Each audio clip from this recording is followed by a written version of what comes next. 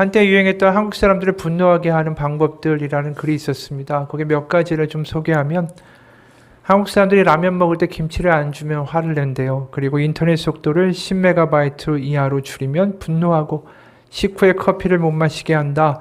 버스가 완전히 정차하고 난 뒤에야 자리에서 일어나 내리게 한다. 삼겹살을 쌈을 못 싸서 먹게 한다. 요구르트를 먹을 때 뚜껑을 핥지 못하게 한다. 화장실 갈 때 핸드폰을 못 가지고 가게 한다. 엘리베이터 문 닫기 버튼을 누르지 못하게 한다. 이 한국 사람들의 특성을 참 잘 나타내는 것 같죠. 성격이 급하니까 화도 참 잘 냅니다. 이 이야기가 우리 가운데 조금은 공감이 되시는 이야기입니까? 우리 삶에서 이 분노나 화가 날 때가 참 많죠. 나이가 들면서 화가 늘어나십니까? 아니면 줄어드십니까? 근데 요즘 세상을 보다 보면 분노가 점점 더 많아지는 세상이 되어가고 있는 것 같아요. 신문이나 방송을 봐도 분노 때문에 누구를 다치게 했다. 또 운전하다가 보복운전으로 구속됐다. 이런 일들이 참 많죠. 최근 뉴스를 봐도 어느 음식점 주인이 음식에 대하여 불평하는 손님을 흉기로 살해했다. 주차를 못했다고 항의하는 행인을 야구방망이로 폭행했다. 또 자신의 가족이나 동거하는 사람을 해하고 헤어진 여자친구를 차로 들이받았다.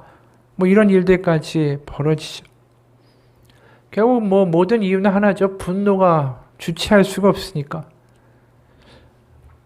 세상이 점점 이렇게 돼가는 이유들을 보면 점점 스트레스가 많아지니까, 우리 안에 정말 안에 쌓인 분노와 억울함이 너무 많으니까 어느 순간에 엉뚱한 곳에서 갑자기 터져버릴 때가 많다라는 것입니다.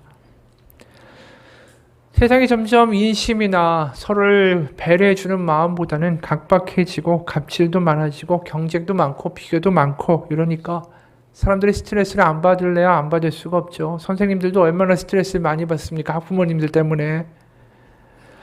저도 얼마 전에 이케아를 갔는데, 이케아에서 이렇게 나오는데 계산대에 한 일하는 직원한테 직원이 이제 강아지를 가지고 데리고 들어가려는 어떤 분을 보고 막 얘기를 했어요. 그 계산대 직원이 애완견은 데리고 오면 안 된다고. 그럴 수 있죠. 근데 이제 옆에 있는 어떤 남자가 갑자기 뛰어가더니 그 직원한테 막 따지는 거예요. 애완견이라고 부르면 안 된다고. 애완동물이라고 불러야 된다고. 애완견이라고 부르면 그 주인한테는 모독이라고. 다음부터 조심하라고. 그걸 보면서 무슨 생각이 드냐면, 야, 서비스업에 일하는 분들이 얼마나 하루하루 스트레스를 많이 받을까. 콜센터에서 일하는 분들은 말할 것도 없죠. 매일 화내고 욕하고 별 이상한 요구하고 이상한 사람들이 참 많죠. 우리가 직장이나 회사 생활을 하다 보면 또 상사의 갑질 때문에 또 거래처의 어떤 말도 안 되는 요구들 때문에 스트레스 받는 일들을 우리도 많이 경험합니다. 집 밖에서만 그런 건 아니죠. 집 안에서도 육아하는 엄마들이 스트레스가 얼마나 많습니까? 아기가 말이 통합니까? 무슨 이야기가 됩니까? 아이한테 휘둘려서 하루 종일 지내다 보면 자신의 마음대로 되는 게 하나도 없죠. 그럼 기력도 없고 저녁에 남편이 들어와서 대화할 시간, 대화할 기분도 나지 않습니다. 그러다가 엉뚱하게 육아 스트레스를 남편한테 폭발시키는 경우도 종종 보게 되죠. 세상을 살아가면서 스트레스 없이 살아간다는 건 불가능한 것 같아요. 그래서 정신과 의사나 상담가들이 많은 이야기하는 게 이거죠. 술이나 담배로 스트레스를 풀려고 하지 마시고 건전한 운동이나 다른 취미를 통해서 스트레스를 풀어내십시오. 이런 얘기도 우리가 많이 들어요. 근데 말은 좋은데 그게 정말 우리 삶에서 그렇게 됩니까? 이 살다 보면 그게 참 안 돼요. 스트레스 받는 거 받고 싶어하는 사람 아무도 없습니다. 하지만 회사나 일터 주변 사람들한테 말도 안 되는 일들 당하기도 하고, 또 반대로 내 부하나 주변 사람들이 좀 내 뜻대로 움직여줬으면 좋겠는데 내 맘 같지가 않고, 그래서 사람들한테 뭔가 휘둘리는 자신의 인생을 보면서 또 자신의 삶의 운전대를 남한테 빼앗긴 것 같은 기분이 들 때 그 스트레스가 쉽게 없어지지가 않죠. 그래서 우리가 이 스트레스 받고 나서 가장 많이 하는 일이 뭔지 아십니까? 건전한 취미나 운동으로 스트레스 푸는 게 아니라 가장 만만한 사람한테 분노를 쏟아내는 경우가 가장 많아요. 어느 분의 글입니다.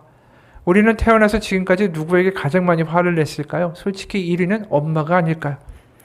사실 우린 제일 친한 친구, 내가 사랑하는 사람, 내 자식, 내 아내, 내 남편에게, 또 내 부모님께, 우리 인생에서 가장 가까운 사람에게 가장 많이 화를 냅니다. 왜 그럴까요?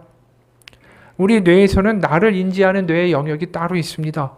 또 타인을 인지하는 영역은 따로 존재합니다. 그런데 재밌는 것은 나와 가까운 사람일수록 나를 인지하는 영역에 가깝게 저장되어 있습니다. 내가 나라고 인지할 정도로, 그 사람이 나라고 인지할 정도로 그 사람이 가깝기 때문에 내가 내 마음대로 하고 싶은 충동이 생기는 거죠. 다시 말해서 그 나의 사랑하는 사람들, 나의 가까운 존재들이 다른 존재로서 인정되는 게 아니라 나와 한 몸이라고 생각하기 때문에 내 마음대로 통제되지 않으면 불같이 화가 나고, 또 너무나도 쉽게 밖에서 쌓인 스트레스를 쏟아붓게 되는 겁니다. 그렇죠. 세상에서 우리가 스트레스 받고 가장 잘하는 일이 가장 만만하고 가까운 사람들에게 풀어내는 짓이다 라는 것입니다. 그러면서 이렇게 말하죠. 야, 내가 세상에서 얼마나 스트레스를 받는데 너마저 이러냐? 너 이 내 하는 말이 말 같지 않냐? 이게 우리들의 흔한 모습이고 비극이다라는 사실입니다. 사회에서 스트레스는 엄청나게 많죠. 취준생들이 얼마나 취직이 안 됩니까? 그리고 자영업 하는 사람들은 얼마나 답답한 일들을 많이 겪습니까? 아이들을 키우다 보면 자식들은 말 안 듣죠. 부모들은 화병이 나죠. 금수저를 보게 되면 세상이 얼마나 불공평한지 울분이 터지죠. 우리에게는 점점 뭘 느끼게 하냐면 아까 말한 대로 세상이 내 마음대로 안 된다라는 걸 느끼게 하는 일들이 너무 많아요. 그게 어떻게 보면 분노로 결국은 쏟아져 나온다라는 거죠. 누군가 이렇게 말해요. 우리 경제의 성장 속도가 둔화되면서 국민들의 욕구 좌절이 증가되고 있다. 70년대 이후에 압축 경제 성장 과정에서 소득의 급속한 증가를 경험하면서 하면 된다라는 사회적인 분위기, 또 그래서 사회 구성원들이 경제적인 성공도 맛보고 성취도 맛보고 해왔다. 그러나 2000년대 이후에 경제 성장이 둔화되고 장기화되면서 청년들의 실업난과 장년층의 명퇴에서 볼 수 있듯이 경제 성장기에서 고조된 성취 욕구가 전 세대에 걸쳐서 좌절되는 일들이 벌어지고 있다. 그래서 좌절감과 무력감, 박탈감이 분노로 세상을 덮고 있다. 이 이야기도 맞는 이야기 같아요. 세상이 점점 내 뜻대로 되는 일이 없어요. 내 마음대로 되는 게 없어요. 일을 해도 내 뜻대로 좀 될 것 같은데 그게 안 돼요. 그러다 보니까 점점 스트레스 받고 엉뚱하게 우리의 가장 옆에 있는 사랑하는 사람들에게 화를 내고, 이 믿는 사람들도 이러한 모습들을 보여주고 있는 것이 비극이다라는 거죠. 이 분노의 문제를 과연 우리는 어떻게 해결해야 될까? 그렇다고 사회가 잘못됐다? 사회가 이제 더 이상 성장하지 못하니까 어려운 사회가 되니까 그냥 스트레스 다 받는 거고 서로 치고받고 이렇게 사는 게 어쩔 수 없는 거다라고 말할까요? 그건 아니라는 거죠. 그럼 도대체 이 분노, 넘쳐나는 이 분노를 어떻게 할까라는 거예요. 오늘 성경 말씀에도 분노에 대한 이야기가 나옵니다. 22절 보면 나는 너에게 이르노니 형제에게 노하는 자마다 심판을 받게 되고 형제를 대하여 라가라 하는 자는 공회에 잡혀가게 되고 미련한 놈이라 하는 자는 지옥불에 들어가게 되리라. 이게 어떤 모습입니까? 신앙 공동체, 그러니까 지금의 말로 하면 교회에서 막 분노가 나가지고 화가 나가지고 막 상대방한테 이 라가, 이건 바보 자식이란 뜻이에요. 야, 이 바보 자식아, 야, 이 미련하고 답답하고 안심한 놈아, 이렇게 막 모욕하고 화내고 비난하는 일이 벌어진다라는 거예요. 근데 이런 비난을 하고 분노를 하면 예수님이 어떻게 된다라고 하시죠? 이런 사람들은 하나님의 심판을 받고 공회에 끌려가고 심지어 지옥불에 들어가게 된다라고 말씀하세요. 이 말씀을 들으면 섬뜩하죠. 섬뜩해요. 뭔가 너무하신 반응이 아닐까. 우리가 세상을 살다 보면 스트레스 얼마나 많이 받습니까? 내 맘대로 되는 거 하나도 없고 정말 스트레스 받고 회사 생활하고 직장 생활하고 일하다가 교회 왔는데 교회에서 정말 내가 보기에 한심하고 답답하고 말도 안 되는 일이 벌어지면은 우리가 분노할 수도 있는 거 아니겠어요? 특히 교회는 좀 세상하고 달라야 되는데 교회에서 세상과 비슷한 모습이 보이면 막 분노가 나고 화가 나고 그런 일들이 벌어지죠. 근데 예수님은 우리가 세상에서 받는 스트레스와 이런 어떤 억울함 같은 거는 전혀 개의치 아니하시고 말씀하시는 것 같아요. 너무 강하게 말씀하신다라는 거죠. 어느 교회 청년부에 있었던 일이에요. 예배를 드리고 청년부 예배 마친 다음에 소그룹으로 모여서 서로 나누는 시간이 있었습니다. 서로 지난 한 주간 있었던 일들, 삶의 이야기들을 나누는데 거기 이제 한 청년이 회사를 다니면서 엄청나게 받았던 스트레스를 막 이야기하고 있었어요. 근데 그걸 듣고 있던 다른 한 선배가 갑자기 막 화를 내는 거예요. 그러면서 이렇게 말하는 거예요.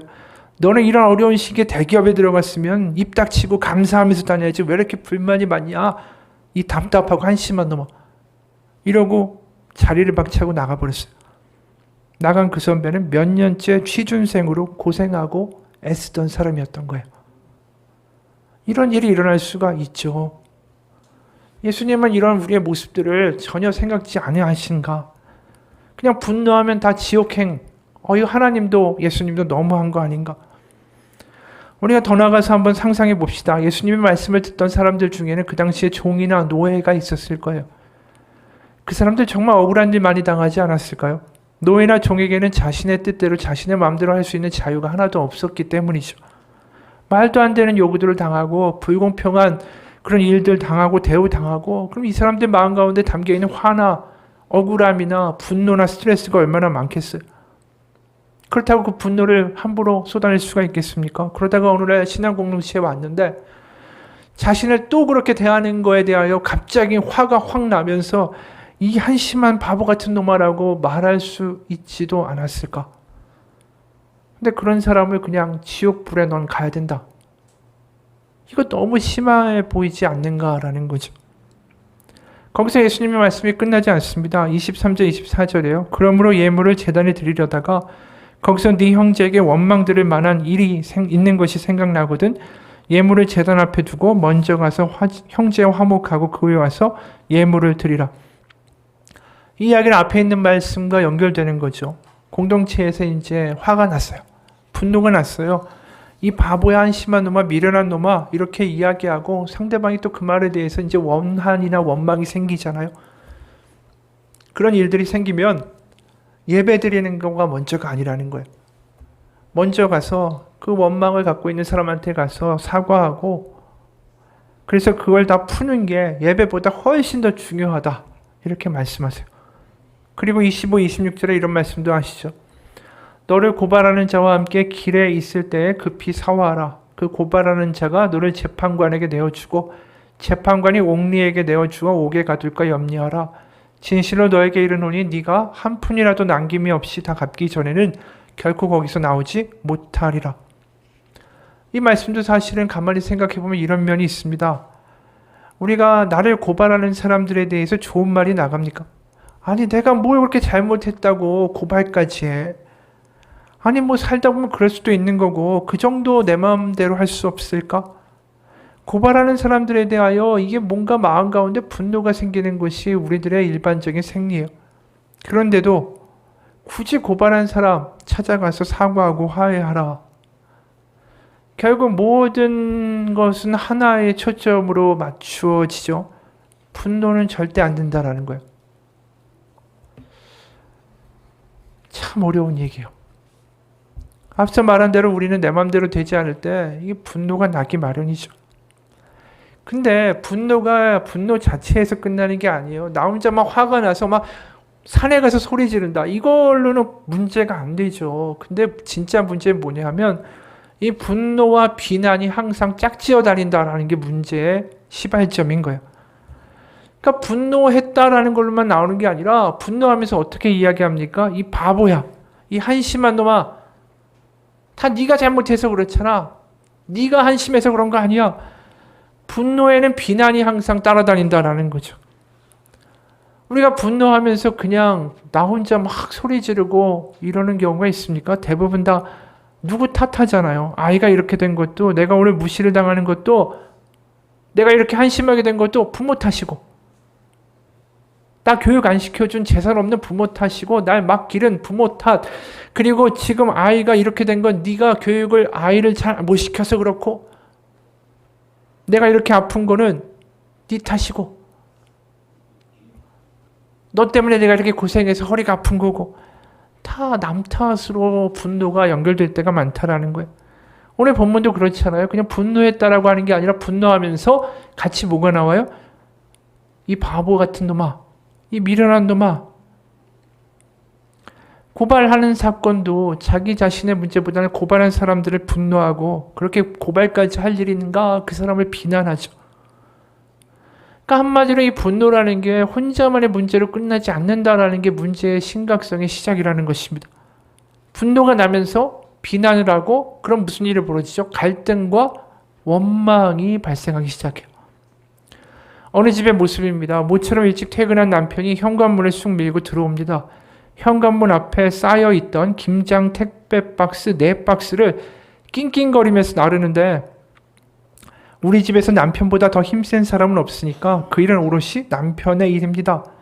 남편은 박스를 낑낑거리며 모두 다 옮기고 저녁밥을 다 먹고 화장실을 한번 다녀올 때까지 코빼기도 보이지 않는 10대 아들 그리고 딸이 괘씸한 생각이 들었나 봅니다.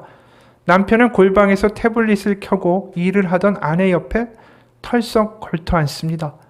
아내는 뭔가 집중할 때 옆에서 방해하는 걸 딱 질색하죠. 그런데도 남편은 오늘 아내에게까지 홀대를 받는 게 좀 억울했는지 물러서지 않고 화가 난 목소리로 한마디를 합니다. 아니 도대체 자식 교육을 어떻게 시켰길래 아빠가 와도 애들이 끔찍을 하네. 사회적 거리두기 단계가 격상돼서 아이들이 화상으로 학원 수업을 진행 중이라는 것을 남편은 평소에 그다지 관심을 갖지 않았으니 모르고 하는 말입니다. 그래서 화를 내면서 아내 탓을 하는 이 남편에게 아내 역시 소리를 질렀습니다. 이 어떤 생각이 드세요? 이게 참 남 얘기 같지가 않죠. 이게 우리한테 일어날 수 있는 일 아니겠어요? 이 남편이 무슨 생각이 들었겠습니까? 택배 박스 무거운 거 낑낑 나르면서 자신의 생각과 자신의 뜻과 자신의 어떤 바램과 기대라면 아이는 어떻게 해야 됩니까? 아빠 오셨어요? 반갑게 인사하면서 이 택배 박스 나르는 걸 당연히 도와줘야 되죠.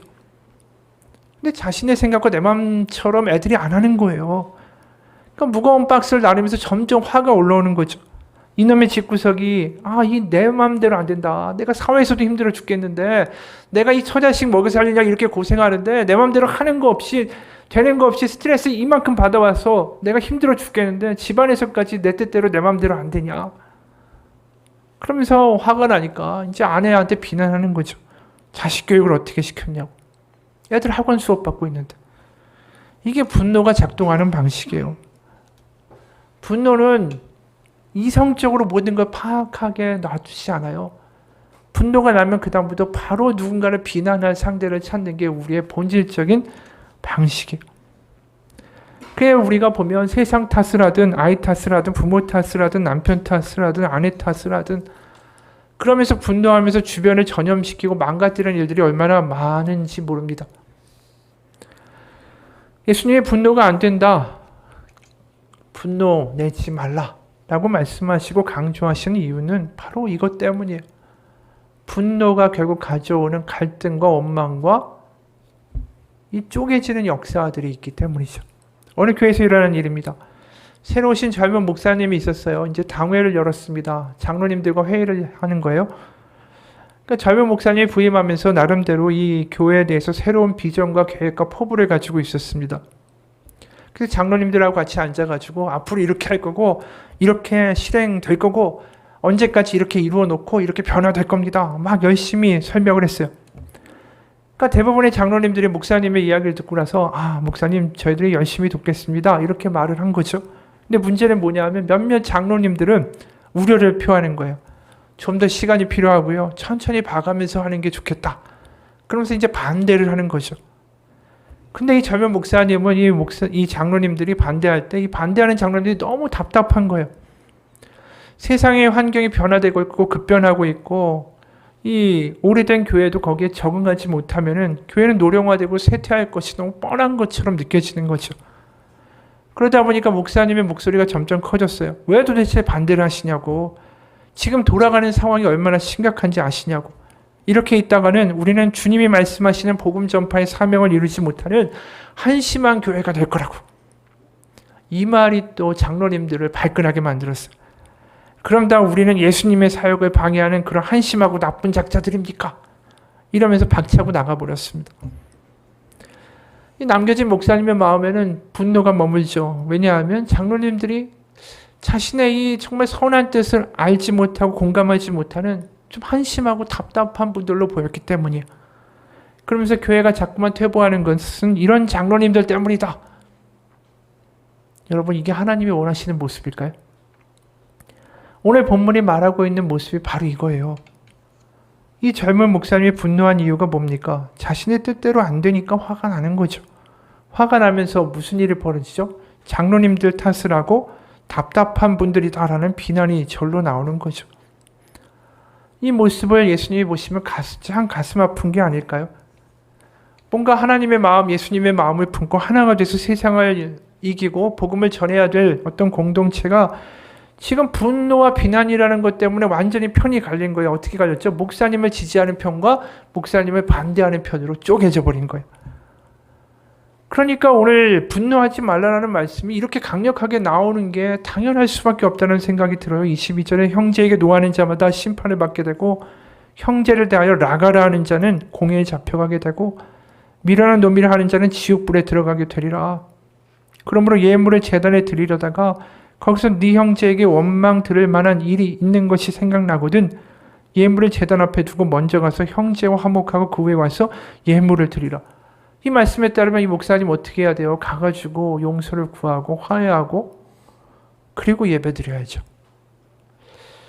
예수님의 극단적인 말씀이 왜 필요했을까요?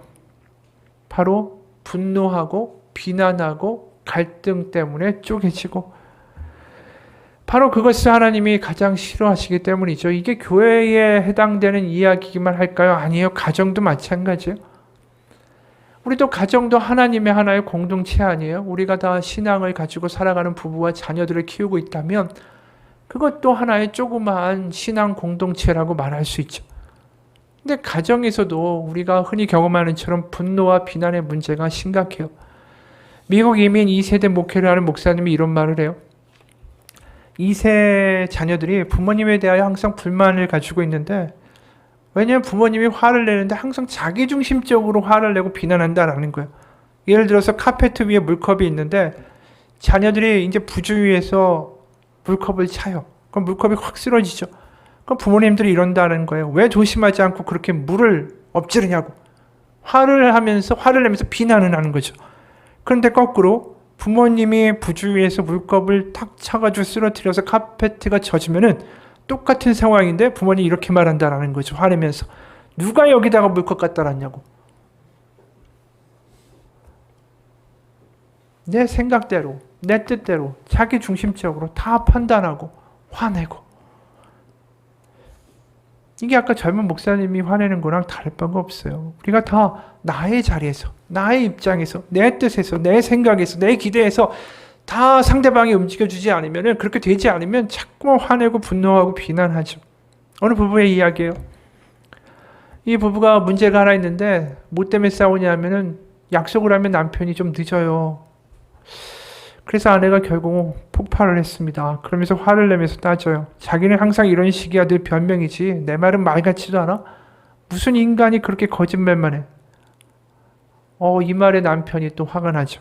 아니 당신이 흥분해도 그렇지 그런 식으로 말하면 돼? 난 아무리 흥분해도 절대로 그렇게 교양 없이는 말하지 않아. 그러면서 상대방이 이제 잘못했다라고 이제 분노하면서 비난하면서 화를 내고 고성이 오가죠. 그러니까 자기 자리에서 자기 기대에서 자기 생각에서 자기 판단에서 볼 때는 무조건 잘못됐고 난 화나고 내가 화내는 것은 당연하고 상대방은 비난받아야 한다라고 나오는 거예요. 근데 이 부부의 속마음이 어떨까요? 아내의 속마음은 사실 이런 거예요. 나도 당신한테 사랑받고 존중받고 싶어. 정말 당신이 날 아낀다면 더 일찍 도착하거나 늦더라도 미리 알려줬어야지. 최소한 늦어서 미안하다고 말해야 되고 어떻게 당신 늘 변명으로 일관하냐고. 심지어 당신은 내가 잘못됐다는 듯이 말하고 있어. 자기가 늦고 이런 식으로 나온다면 나를 전혀 배려하지 않고 사랑하지 않는다라는 증거라고. 아내의 속마음을 보면 표면적으로는 비난하고 화를 내고 있는 것 같고 상대방한테 뭔가 퍼붓는 것처럼 보이지만 실제 아내의 속마음은 뭐예요? 나를 사랑하고 있는지 확인받고 싶다라는 거 아니에요? 그러니까 속마음과 비난하고 말하고 분노하는 것은 좀 다른 차원으로 움직이고 있다라는 거죠. 남편도 속마음이 이래요. 저렇게 노발대발하는 걸 보면 저 여자는 날 사랑하지 않는 게 틀림없어. 최소한의 존중은 있어야 된다고 봐.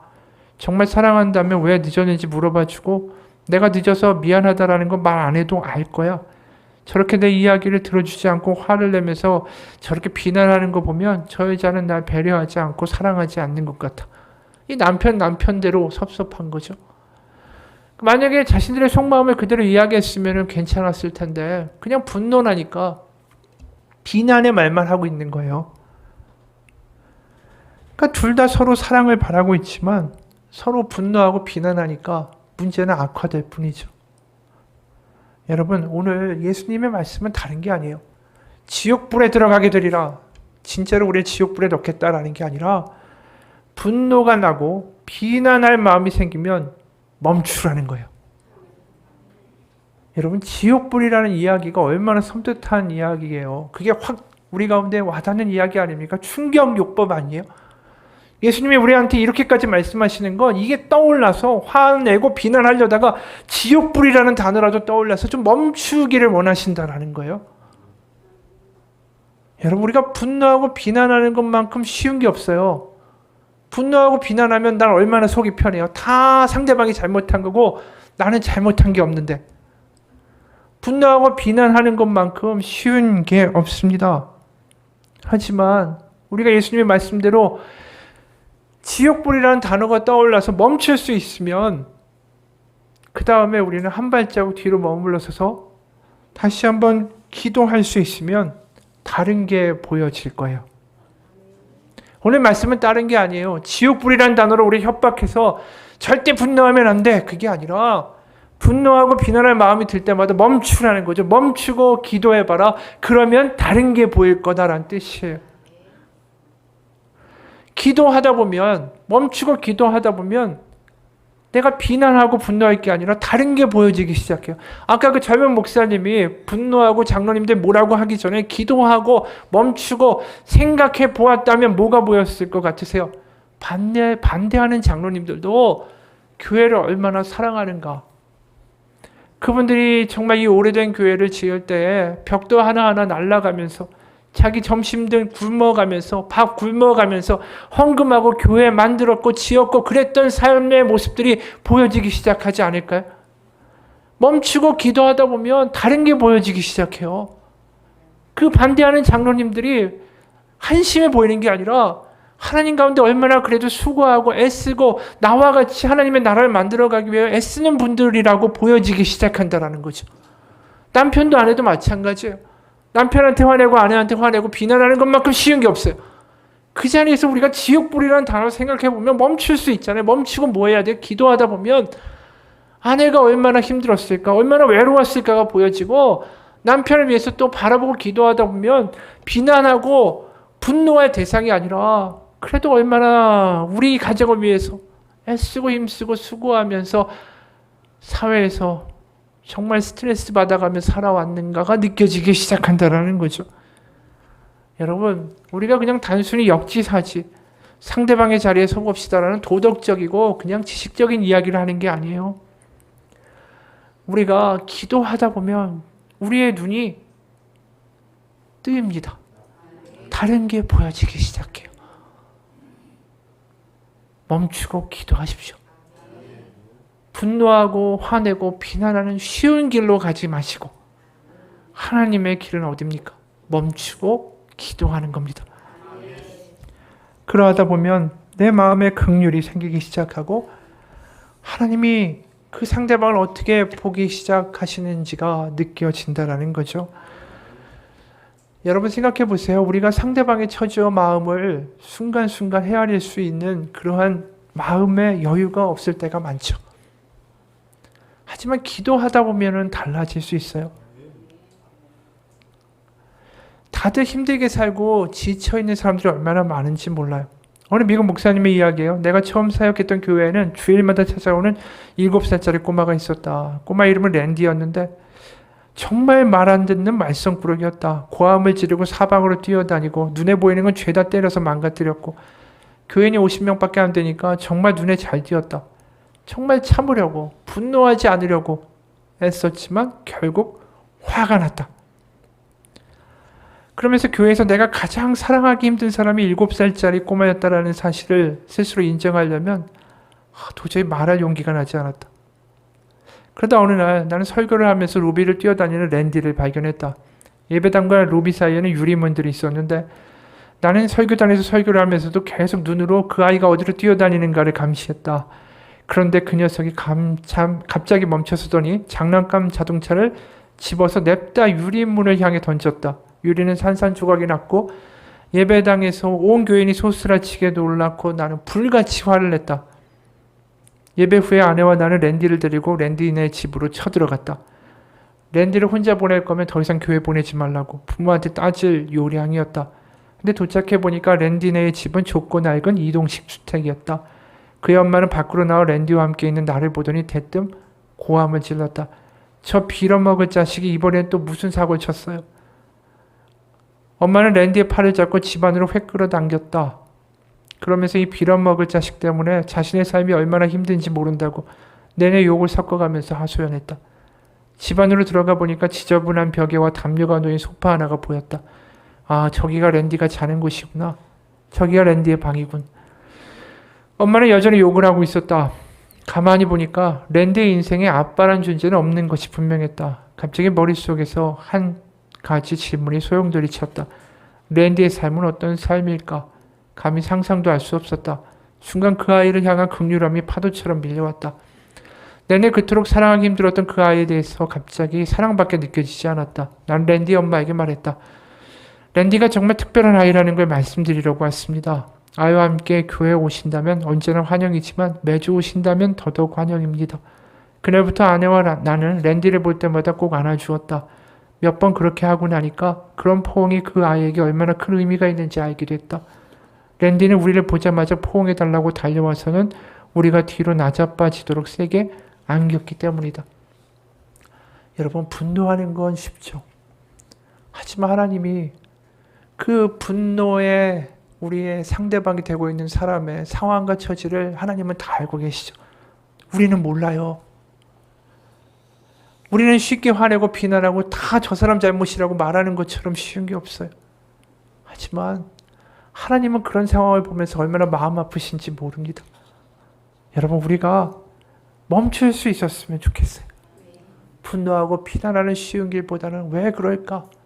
기도하면서 긍휼한 마음을 갖기 원하고 또 대화해보기 원하고 하나님의 마음을 가지고 그 상황들을 헤쳐나갈 수 있는 지혜가 있기를 축원합니다. 여러분, 우리가 예수님 믿으면서 달라지는 게 뭔지 아세요?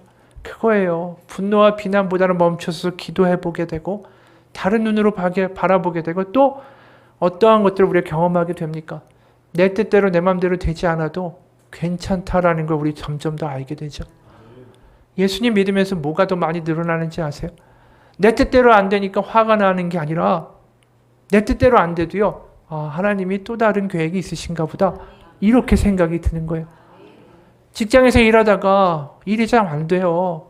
힘들게 하는 사람들이 있어요. 그럼 나도 막 화내고 술 먹고 뒤에서 비난하고 동료들하고 막 뒷담화하고 이럴 수 있습니다. 그런데 우리가 하나님을 점점점 더 알아가고 우리가 신앙인으로서 성숙해 가면 그런 방향으로 가지 않아요. 그거 쉬운 길이잖아요. 비난하고 화내는 것만큼 쉬운 게 없어요. 그런데 그 자리에서 기도해 보면 무슨 생각이 드냐면 그 나를 힘들게 하는 사람에 대한 긍휼함도 있겠지만 동시에 무슨 생각이 드냐 하면 하나님이 이런 상황 가운데 나를 두신 것은 또 다른 하나님의 뜻이 있으시겠지. 우리가 눈에 보이는 게 악이라 할지라도 악을 선으로 바꾸시는 게 하나님이고 우리가 볼 때 선이라고 하더라도 그게 악이 될 수 있는 게 하나님의 뜻 아닌가.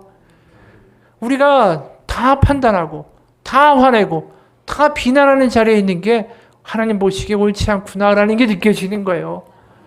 여러분, 기도하다 보면 그게 느껴져요.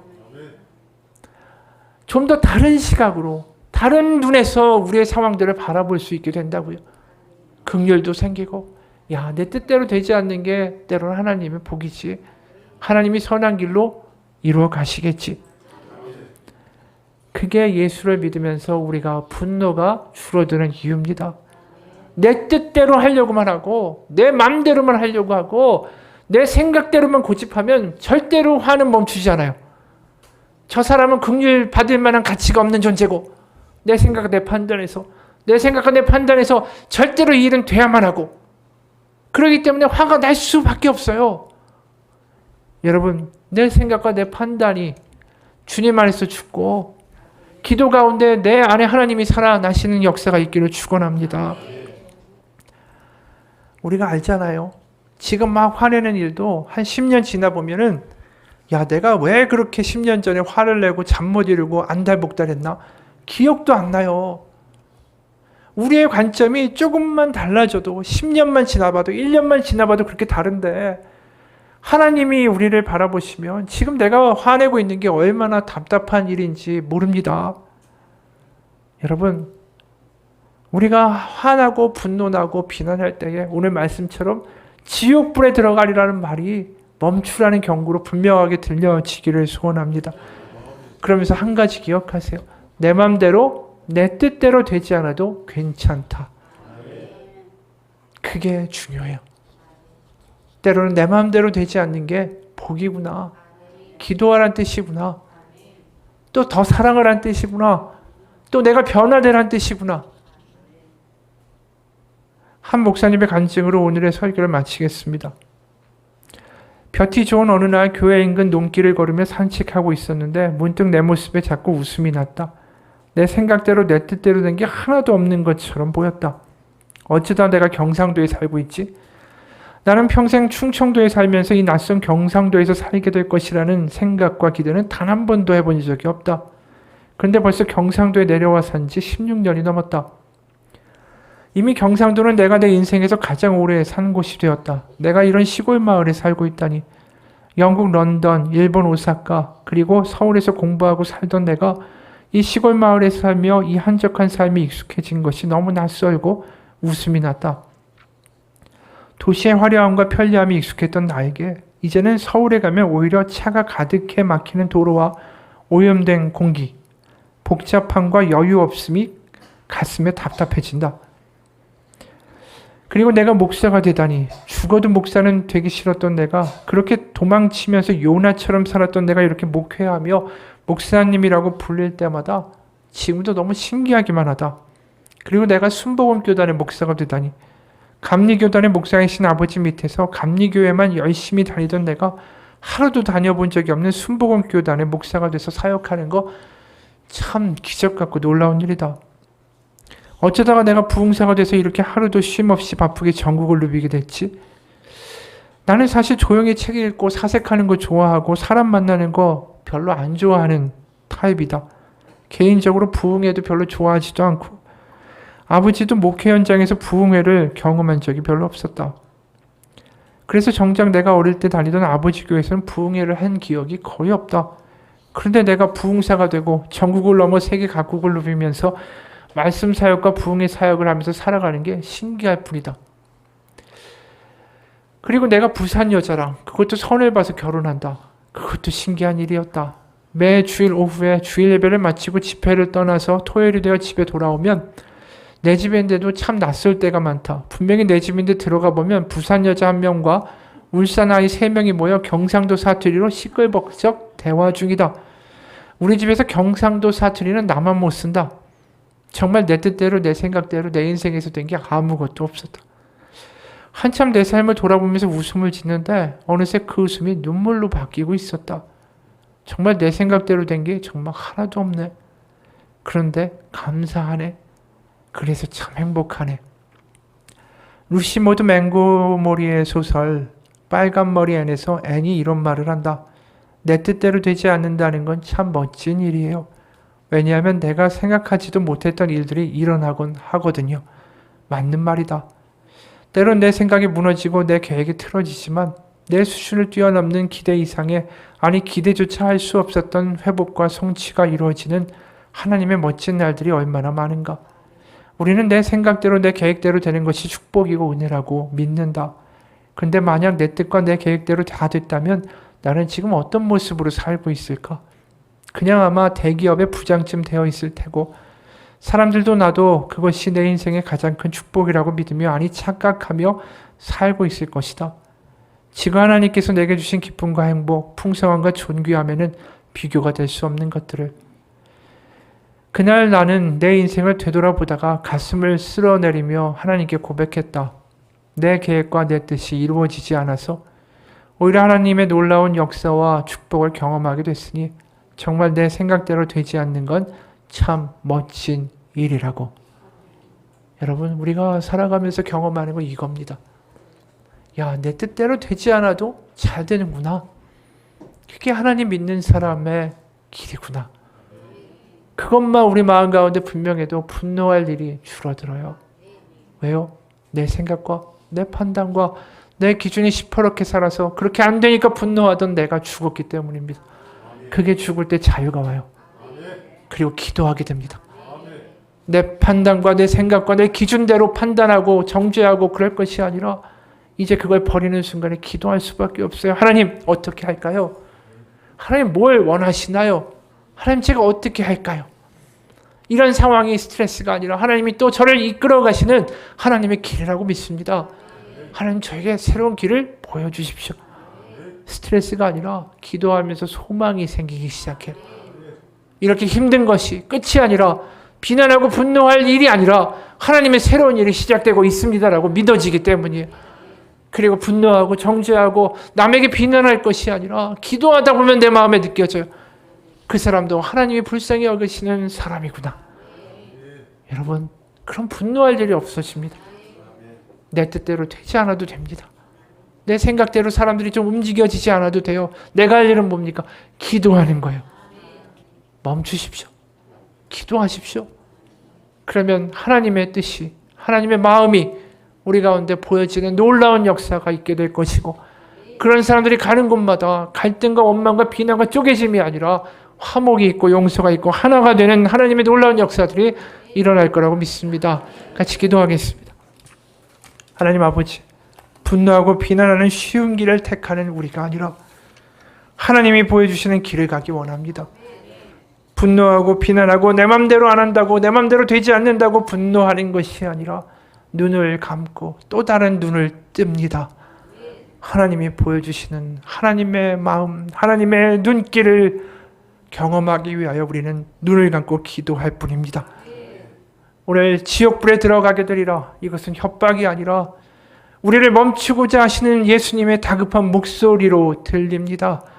하나님, 분노하고 비난하려는 마음이 들고 화가 우리를 억누를 때마다 하나님, 멈추고 기도하는 현명한 길을 택하는, 생명의 길을 택하는 우리가 되게 도와주옵소서. 예수님의 이름 받들어 기도합니다. 아멘. 우리가